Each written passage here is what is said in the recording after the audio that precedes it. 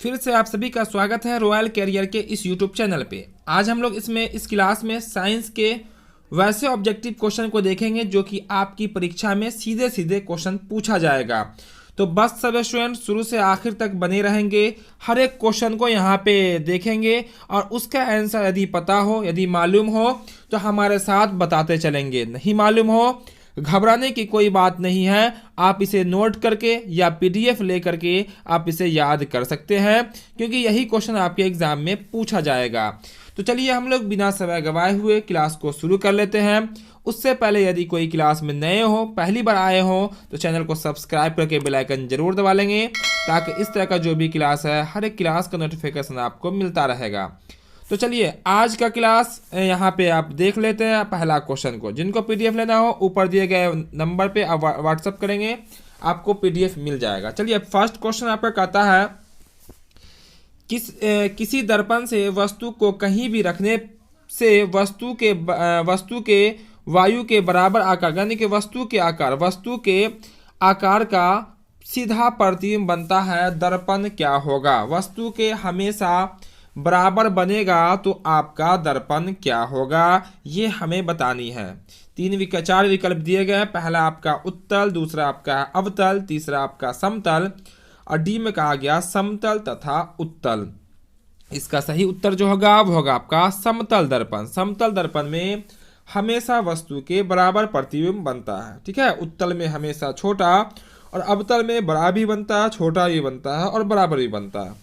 तो जिन स्टूडेंटों को आंसर पता हो तेजी से जल्दी आप हमारे साथ आंसर देते चलेंगे। चलिए दूसरा नंबर क्वेश्चन आपके सामने। दूसरा नंबर प्रश्न में कहा गया प्रकाश के परावर्तन के कितने नियम हैं, ये बता देनी है। प्रकाश के परावर्तन के नियम, पहला विकल्प में 1 है, दूसरा विकल्प 2, तीसरा विकल्प 3, चौथा विकल्प आपका 4। सही आंसर जो होगा वो होगा आपका ऑप्शन नंबर बी, यानी कि विकल्प नंबर बी 2। प्रकाश के परावर्तन के 2 नियम होते हैं। चलिए आगे देखते हैं हम लोग अगला प्रश्न, जो कि रहेगा प्रश्न नंबर आपका 3। प्रकाश का वर्ण विक्षेपण किस उपकरण से संभव होता है, ये बतानी है।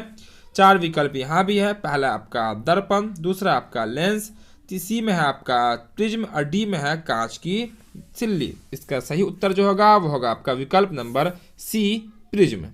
चलिए अगला प्रश्न, यानी कि प्रश्न नंबर रहेगा वो आपका 4।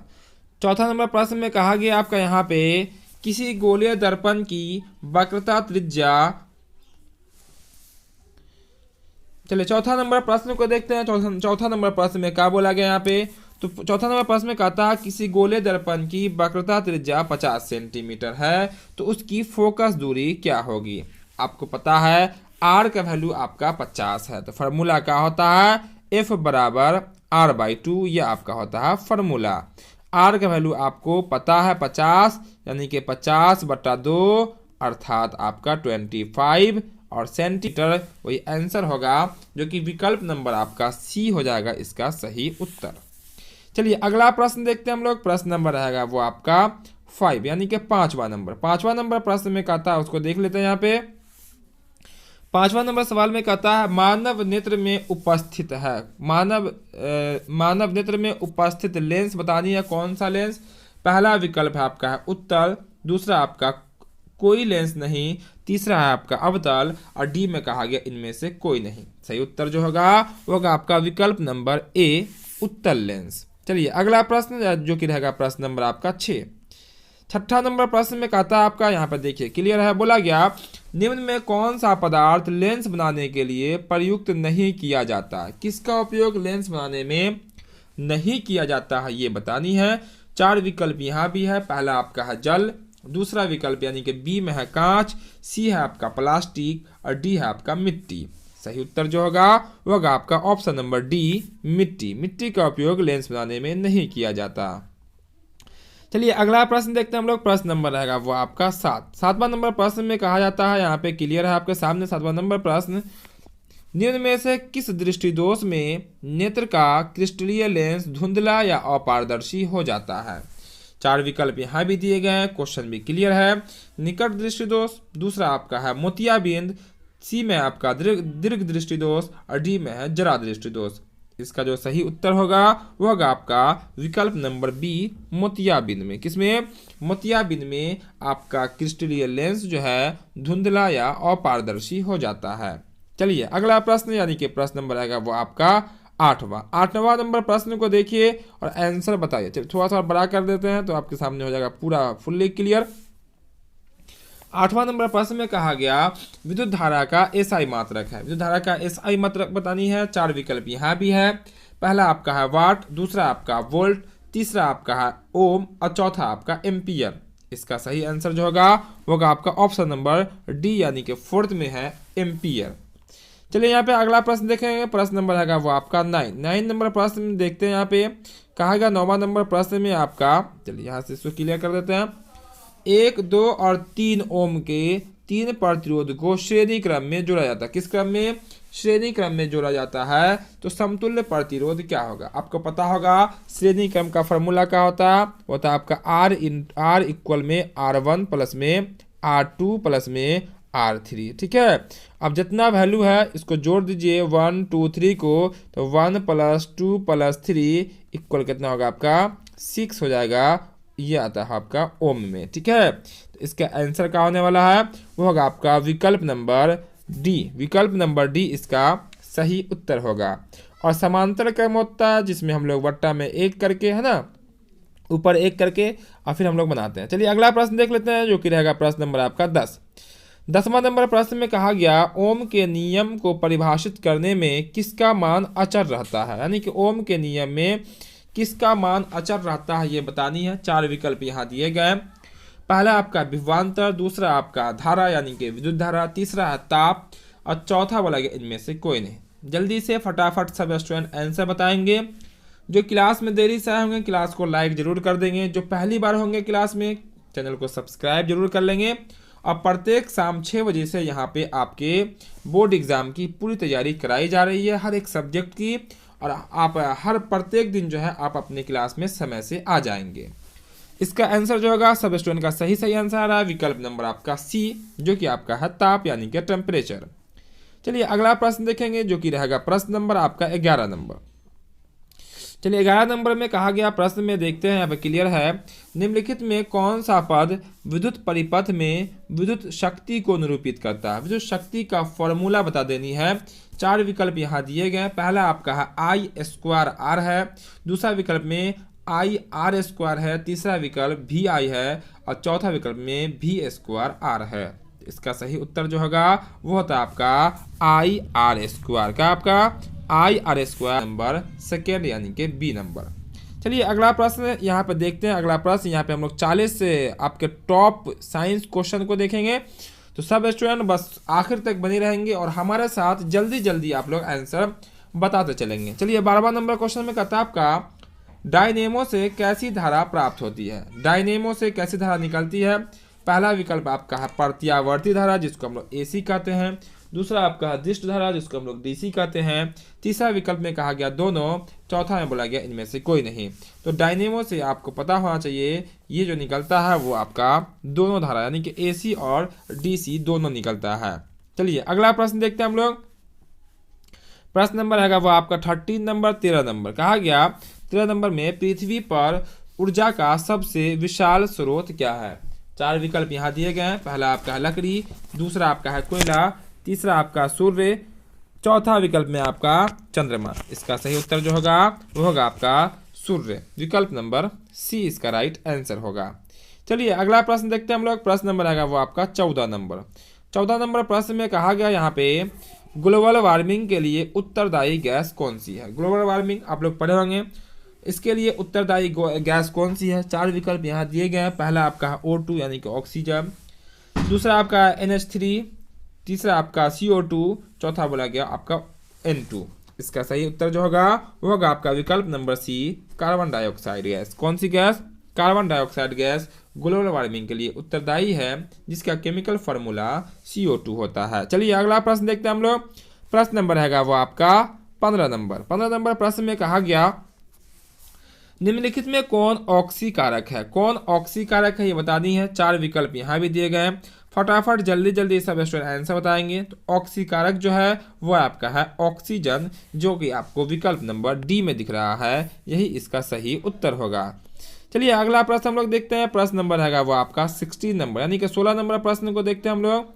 16वां नंबर प्रश्न में क्या कहता है उसको देख लेते हैं, ठीक है। चलिए ये 16 नंबर क्वेश्चन में कहा गया आपका, रासायनिक समीकरण में जलीय विलयन को किस प्रतीक द्वारा सूचित किया जाता है? जलीय घोल जो होगा, विलयन जो होगा, उसको किस लेटर से हम लोग सूचित करेंगे? पहला कहा गया एस, दूसरा आपका है एल, तीसरा आपका ए क्यू, चौथा बोला गया जी। इसका सही उत्तर जो होगा वो होगा आपका ए क्यू, है ना। ए क्यू लिक्विड, यहाँ पे हम लोग ए क्यू से सूचित करते हैं किसको? जलीय घोल को। चलिए अगला प्रश्न देख लेते हैं हम लोग। प्रश्न नंबर है वो आपका 17 नंबर।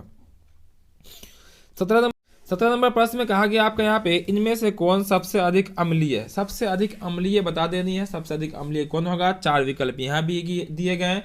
बोला गया पहला में पीएच मान ए विकल्प में है, पीएच मान 1 है। दूसरा विकल्प में है पीएच मान 5 है। तीसरा विकल्प है पीएच मान 8 और चौथा विकल्प में है आपका पीएच मान 10। तो सही उत्तर का होगा आपका विकल्प नंबर ए, पीएच मान 1, यानी कि जिसका पीएच मान जैसे जैसे कमेगा उसकी अम्लता क्या होती है? बढ़ती चली जाती है। चलिए अगला प्रश्न देख लेते हैं हम लोग, जो कि प्रश्न नंबर आएगा वो आपका 18 नंबर। चूंकि यहाँ पे हम लोग 40 ऑब्जेक्टिव क्वेश्चन को देखेंगे। चलिए यहाँ पे 40 नंबर क्वेश्चन में कहता है, निम्नलिखित में कौन लवण है?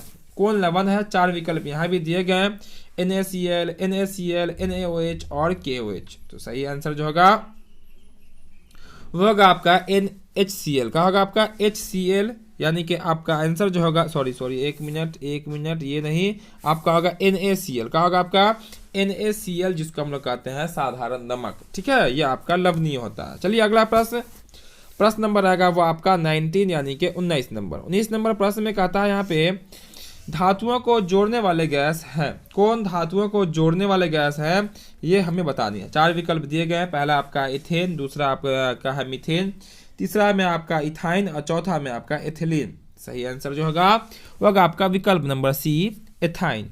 चलिए अगला प्रश्न को देखते हैं हम लोग। प्रश्न नंबर है वो आपका 20, यानी कि 20वां नंबर। 20वां नंबर प्रश्न में कहता है आपका, जब एथेनॉल को सांद्र H2SO4 के साथ 170 डिग्री पर गर्म किया जाता है तब बनता है। बताना है क्या बनेगा जब उसको हम लोग 170 डिग्री पे गर्म करेंगे। तो इसका आंसर जो होगा वो आपका होगा C2H4 बनता है, यानी कि मीथेन। चलिए अगला प्रश्न नंबर है वो आपका 21 नंबर प्रश्न। तो जो क्लास में देरी से आए होंगे क्लास को लाइक जरूर कर देंगे, सब स्टूडेंट क्लास को लाइक कर देंगे, और जो चैनल पर नए होंगे सब्सक्राइब जरूर कर लेंगे। चलिए अगला प्रश्न देखते हैं हम लोग। आपका 21 नंबर में कहा गया, COOH अभिक्रियाशील मूलक को क्या कहते हैं? कीटोन कहते हैं, एल्डिहाइड कहते हैं, अम्ल कहते हैं, या आपका ईथर कहते हैं? तो इसका सही उत्तर जो होगा वो होगा आपका अम्ल, COOH। याद रखिएगा COOH जो रहेगा वो आपका अम्लीय होगा। चलिए अगला प्रश्न देखते हैं हम लोग। प्रश्न नंबर रहेगा वो आपका 22 नंबर। 22 नंबर प्रश्न में कहा गया, यहाँ पे देखते हैं हम लोग। 22 नंबर क्लियर हो जाएगा आपका। 22 में कहा गया आपका, एथेनॉल का क्रियाशील मूलक है। एथेनॉल का क्रियाशील मूलक क्या होता है? 4 विकल्प यहाँ भी दिए गए हैं। पहला विकल्प है आपका OH, दूसरा आपका है CHO, तीसरा विकल्प में है COOH और चौथा बोला गया आपका छोटा CO। इसका आंसर क्या होगा आपका OH, यानी कि विकल्प नंबर ए। चलिए यहाँ पे अगला प्रश्न देखते हैं। प्रश्न नंबर है वो आपका 23। 23वां नंबर क्वेश्चन में कहा गया आपका, निम्नलिखित में कौन सा संयोजी यौगिक है? 4 विकल्प यहाँ दिए गए हैं। पहला आपका है NaCl, दूसरा है CH4, तीसरा आपका CaCl2 और चौथा विकल्प में कहा गया Na2O2। इसका सही उत्तर जो होगा, सही आंसर जो होगा सब स्टूडेंट बताएंगे। इसका सही आंसर जो होगा वो होगा आपका CH4 इसका सही आंसर होगा। चलिए अगला प्रश्न देखते हैं हम लोग। प्रश्न नंबर है वो आपका 24 में कहा गया आपका प्रश्न में, आधुनिक आवर्त सारणी में कुल कितने समूह हैं? कुल कितने समूह हैं ये बतानी है। पहला विकल्प में आपका 18, दूसरा में 8, तीसरा विकल्प 7 है, चौथा विकल्प आपका 10 है। इसका जो सही उत्तर होगा वो होगा आपका विकल्प नंबर ए, 18। विकल्प नंबर ए 18 इसका राइट आंसर होगा। चलिए अगला प्रश्न नंबर रहेगा वो आपका, यहाँ पे देखते हैं। प्रश्न नंबर आपका रहेगा वो आपका 25 नंबर प्रश्न में कहा गया, कैल्शियम का परमाणु संख्या क्या है? कैल्शियम की परमाणु संख्या क्या है ये बतानी है। पहला विकल्प यानी कि ए में है आपका 20, विकल्प नंबर बी में है आपका 12, विकल्प नंबर सी में है आपका 15 और विकल्प नंबर डी में है आपका 18। इसका सही उत्तर जो होगा वो होगा आपका विकल्प नंबर फर्स्ट, यानी कि आपका हो जाएगा कितना 20। चलिए अगला प्रश्न देखते हैं हम लोग। प्रश्न नंबर है वो आपका 26 नंबर प्रश्न में कहा गया, उसको देख लेते हैं हम लोग। 26 में कहा गया आपका यहाँ पे क्वेश्चन में, निम्नलिखित में कौन सबसे अधिक अभिक्रियाशील है? चारों विकल्प में से कौन सबसे अधिक अभिक्रियाशील है ये बतानी है। 4 विकल्प यहाँ भी मौजूद है, कॉपर है, पारा है, आपका चांदी है और आपका लोहा है। ठीक है, तो सही आंसर जो होगा सबसे अभिक्रियाशील धातु जो है वो है आपका विकल्प नंबर ए कॉपर, जिसको Cu कहते हैं। चलिए अगला प्रश्न देखते हैं हम लोग। प्रश्न नंबर है वो आपका 27 नंबर। 27 में कहा गया आपका कवक में पोषण की कौन सी विधि है? कवक में पोषण की कौन सी विधि है? 4 विकल्प यहाँ दिए गए हैं, स्वपोषी, मृतजीवी, स्वभोजी और इनमें से कोई नहीं। सही उत्तर जो होगा वो होगा आपका मृतजीवी। ठीक है, विकल्प नंबर बी। चलिए अगला प्रश्न, प्रश्न नंबर आएगा 28 नंबर। 28 नंबर प्रश्न में कहा गया आपका भोजन का पचना किस प्रकार की अभिक्रिया? भोजन का पचना किस प्रकार की अभिक्रिया? 4 विकल्प यहाँ भी हैं, उपचयन है, संयोजन है, अपचयन है और विस्थापन है। सही उत्तर जो होगा फटाफट सब स्टूडेंट आंसर बताते चलेंगे। इसका आंसर जो होगा वो होगा आपका उपचयन। क्या होगा आपका उपचयन अभिक्रिया। चलिए अगला प्रश्न, प्रश्न नंबर है वो आपका 29। आ गया 29 नंबर प्रश्न भी आपके सामने, बता देना जल्दी से इसका आंसर। 29 में कहा गया रक्त क्या है? रक्त क्या है ये बताना है। पहला बोला गया आपका कोशिका, दूसरा आपका है उत्तक, तीसरा आपका पदार्थ, चौथा बोला इनमें से कोई नहीं। आप पढ़े होंगे कि रक्त जो है एक प्रकार का क्या होता है? उत्तक होता है, यानी कि विकल्प नंबर बी इसका सही उत्तर होगा। चलिए अगला प्रश्न देखते हैं। प्रश्न नंबर है वो आपका 30वां नंबर प्रश्न में कहा गया आपका यहाँ पे 30वां नंबर प्रश्न देखिएगा, बोला गया वह संरचना जो उद्दीपन की पहचान कराती है क्या कहलाती है? पहला बोला गया आपका ग्राही, दूसरा आपका प्रभावक, तीसरा आपका उत्तरदायित्व और चौथा बोला गया आपका बेचैनी। तो सही उत्तर जो होगा वो होगा आपका विकल्प नंबर ए ग्राही। ग्राही इसका सही आंसर होगा। चलिए अगला प्रश्न देखते हैं हम लोग। प्रश्न नंबर आएगा वो आपका 31 नंबर प्रश्न में देख लेते हैं क्या कहा जाता है। चूंकि हर एक क्वेश्चन को देखिएगा, चूंकि यहाँ पे चुनिंदा क्वेश्चन लिया गया, ये आपका सेट नंबर 6 चल रहा है साइंस के यहाँ पे ऑब्जेक्टिव क्वेश्चन का। चलिए 31 नंबर प्रश्न में कहा गया आपका निम्नलिखित में कौन सी मास्टर ग्रंथि कहलाती है? इसमें से किसे हम लोग मास्टर ग्रंथि कहते हैं? पहला बोला गया आपका एड्रिनल, दूसरा बोला गया आपका थायराइड, तीसरा आपका है पैराथायराइड्स, चौथा बोला गया आपका पिट्यूटरी। इसका सही आंसर जो होगा आपका पिट्यूटरी ग्लैंड, यानी कि विकल्प नंबर आपका डी कहलाएगा आपकी मास्टर ग्रंथि। चलिए अगला प्रश्न, प्रश्न नंबर आएगा वो आपका यहाँ पे देखते हैं हम लोग 32 नंबर। कहा गया यहाँ पे 32 नंबर प्रश्न में एक लिंगी पादप का उदाहरण है। एक लिंगी पादप का उदाहरण है, यानी कि किस पौधे में एक लिंग पाया जाता है? पहला विकल्प आपका है सरसों, दूसरा में आपका पपीता, तीसरा में आपका उड़हुल, चौथा वाला गया आपका मटर। तो यहाँ पे जो देखिएगा पपीता में आपका एक लिंग होता है, यानी कि मेल पार्ट अलग होता है और फीमेल पार्ट अलग होता है। चलिए अगला प्रश्न देखते हैं हम लोग। प्रश्न नंबर रहेगा वो आपका 33 नंबर। 33 नंबर प्रश्न में कहता है वो आपके सामने है, बोला गया यीस्ट किस वर्ग का एक कोशिकीय जीव है? यीस्ट जो है किस वर्ग का एक कोशिकीय जीव है? पहला विकल्प ए में है आपका शैवाल, बी में आपका कवक, सी आपका जीवाणु और डी में इनमें से कोई नहीं। सही आंसर जो होगा आपका विकल्प नंबर बी कवक। कवक आपका जो है ना, ये यीस्ट जो है कवक कोशिका का एक जीव है। चलिए अगला प्रश्न, यानी कि प्रश्न नंबर आएगा वो आपका 34 नंबर। 34 नंबर प्रश्न में कहा गया पुष्प के केंद्र में अवस्थित मादा जन्नार्ग है। पुष्प देखिएगा, पुष्प के केंद्र में अवस्थित मादा जन्नार्ग यानी कि फीमेल पार्ट कौन है? पहला आपका स्त्री केसर, दूसरा आपका पुंकेसर, सी में आपका परागकण और डी में आपका परागकोश। तो सही उत्तर जो होगा वो होगा आपका स्त्री केसर। स्त्री से क्या होता है? फीमेल है ना, मादा, स्त्री केसर इसका सही उत्तर होगा। चलिए अगला प्रश्न, यानी कि 35 नंबर प्रश्न को देखते हैं। 35 नंबर प्रश्न में कहा गया सही आहार श्रृंखला बतानी है कि कौन होगा। देखिए सही आहार श्रृंखला यानी कि कौन किसको खाता है? चिड़िया, उसके बाद दिया हुआ सांप, उसके बाद दिया हुआ घास। क्या चिड़िया को तो सांप खाती है ना, लेकिन सांप को घास खाती का, ये आपका गलत हो जाएगा। दूसरा विकल्प इसी तरह से देखिएगा तो आपका जो सही आंसर होगा वो होगा आपका विकल्प नंबर डी। विकल्प नंबर डी आपका सही आंसर होगा। ठीक है, जैसे मछली, घास, मछली तो घास तो मछली खाती नहीं है, घास तो बकरी खाती नहीं, मतलब बकरी तो खाती है घास, लेकिन फिर आपको बकरी घास, तो घास बकरी को नहीं खाती है, जबकि यहाँ देखिएगा हिरन घास खाती है और शेर हिरन को खाता है। विकल्प नंबर डी होगा। चलिए अगला प्रश्न देखेंगे। प्रश्न नंबर आएगा वो आपका 36 यानी कि 36 नंबर। 36 नंबर कहा गया निम्नलिखित में किसे आप उपभोक्ता की श्रेणी में रखेंगे। चारों विकल्प में से किसे आप उपभोक्ता की श्रेणी में रखेंगे ये बतानी है। तो इसका जो सही आंसर होने वाला है वो होगा आपका जंगली जानवर। क्या होगा आपका जंगली जानवर। विकल्प नंबर आपका सी में है, ये आपका उपभोक्ता की श्रेणी में आएगा। ठीक है, चलिए अगला प्रश्न देखेंगे। प्रश्न नंबर आएगा वो आपका 37 नंबर। 37 नंबर प्रश्न में कहा गया, उसको देखते हैं। 37 में कहा गया आपका यहाँ पे क्लोरोफॉर्म है। क्लोरोफॉर्म क्या है? पहला विकल्प आपका वायरस है, या आपका जीवाणु है, या कवक है, या इनमें से कोई नहीं। तो क्लोरोफॉर्म जो है वो एक प्रकार का जीवाणु है। क्या आपका जीवाणु यानी कि बैक्टीरिया है। चलिए अगला प्रश्न यानी कि प्रश्न नंबर आएगा वो आपका 38 नंबर। 38 नंबर प्रश्न को देख लेते हैं हम लोग। 38 नंबर प्रश्न में कहा गया इनमें से प्राकृतिक संसाधन है। प्राकृतिक संसाधन बता दी है। पहला विकल्प नंबर ए में है कोयला, बी में आपका वन्य जीव, सी में आपका वन, डी में ऊपर दिए हुए सभी। सही आंसर का होगा विकल्प नंबर डी, ऊपर दिए हुए सभी, क्योंकि तीनों विकल्प में प्राकृतिक ही वस्तु है या प्राकृतिक ही जीव है। चलिए अगला प्रश्न यानी कि प्रश्न नंबर आएगा आपका 39 नंबर। 39 नंबर में प्रश्न में कहा गया आपका प्राकृतिक चयन द्वारा जैविक विकास का सिद्धांत किसने दिया। पहला विकल्प ए में है मेंडल, दूसरा आपका डार्विन, तीसरा आपका लैमार्क और चौथा आपका है बेहेल।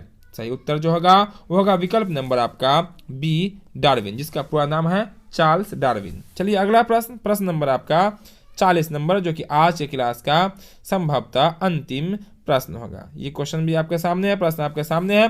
बताना है डीएनए के द्विकुंडलित संरचना में इनमें कौन नाइट्रोजन युक्त क्षार नहीं है। कौन नाइट्रोजन युक्त क्षार नहीं है वो बतानी है। चार विकल्प यहाँ दिए गए हैं। पहला आपका है एडेनिन है, दूसरा आपका थाइमिन है, तीसरा आपका साइटोसिन है, अब विकल्प नंबर डी में बोला गया साइटोकाइनिन। सही उत्तर जो होगा वो होगा आपका विकल्प नंबर सी साइटोसिन, है ना। साइटोसिन इसका सही उत्तर होगा क्वेश्चन नंबर 40 का। तो ये थे 40 महत्वपूर्ण प्रश्न जो कि आपके साइंस के थे। इससे पहले हम लोग सोशल साइंस के 5 सेट कंप्लीट कर चुके हैं। सबका प्ले लिस्ट मिल जाएगा आपको सोशल साइंस का, और साइंस के भी 5 ऑब्जेक्टिव लगातार जो कि हम 40-40 क्वेश्चन का सेट करा चुके हैं। उससे पहले भी साइंस, सोशल साइंस बहुत सारे क्लास हमने कराया है। सबका प्ले लिस्ट आप देखिएगा, प्ले लिस्ट में हर एक क्लास आपको मिल जाएगा। तो जो नए होंगे, जो नहीं देखे होंगे, जरूर देख लीजिएगा, और जो हमारे साथ चल रहे हैं लगातार उनको तो बहुत सारे क्वेश्चन आज भी याद रहा होगा। तो आप सब स्टूडेंट कमेंट में जरूर बता देंगे कि आपका 40 में से कितना सही हुआ और आज का क्लास आपको कैसा लगा। सब स्टूडेंट जरूर बता के यही जाना है कि आज आपका कितना सही हुआ और कितना आपका यह क्लास आपको कैसा लगा। तो क्लास को जो अब तक लाइक नहीं किए होंगे लाइक जरूर कर देंगे, और जो चैनल को सब्सक्राइब नहीं किए होंगे सब्सक्राइब करके बेल आइकन जरूर दबा लेंगे, ताकि इस तरह का जो भी क्लास है हर एक क्लास का नोटिफिकेशन आपको मिलता रहेगा। और इस तरह का सेट जिनको लेना हो हमारे दिए हुए व्हाट्सएप नंबर पे आप कमेंट करेंगे, आपको ये सेट जो है उपलब्ध करा दी जाएगी। ठीक है, तो फिर मिलते हैं हम लोग अगले क्लास में। जय हिंद।